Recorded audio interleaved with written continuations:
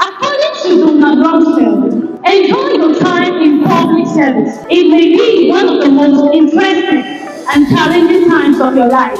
I have been privileged to be in the public service for some time now, and I must say that I've had really interesting times and challenging times as well.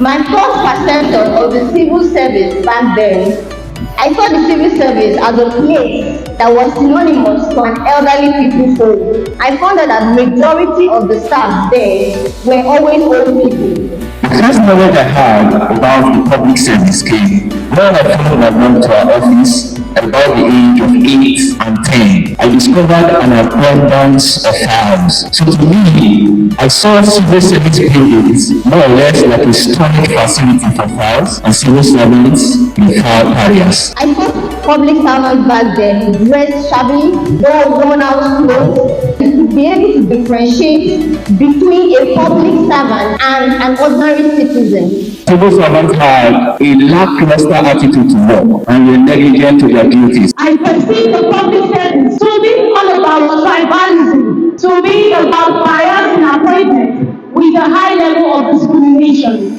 I also saw the public service back then as a place where there was no room for personal growth and where intelligent minds were being buried.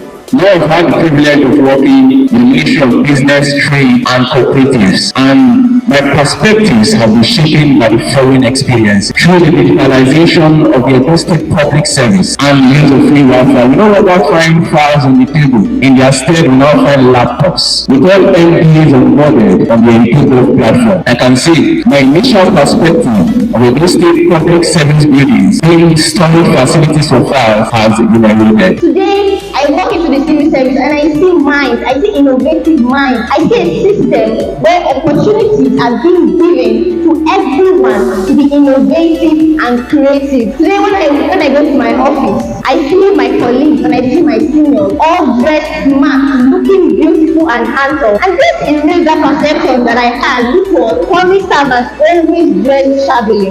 I have also seen the Edo public service to prioritize the health of its workers. With the Edo Health Insurance Scheme, the public servants in Edo State now have access to good and affordable healthcare services. Hence, the death of a public servant in the Edo State public service will not be attributed to being lack of funds. And I've also learned about the approval of the Edo public service for public servants with relevant professional qualifications to be considered and promoted based on their qualifications. With the launch of the Booster Academy, public servants in Edo State now have access to quality training and have seen improvement through those trainings with efficient service delivery of public servants in Edo State. I hope to see a public service that sustains its achievements prosper. A lot of ongoing transformation efforts are currently ongoing in the Edo public service. I hope to see a public service that makes its citizens its center of focus and is responsive to the needs of the citizens. So the public service of the future must continually be driven by innovation, and when harnessed, innovation can be a major source of productivity, growth, cost savings, and improvement in service quality.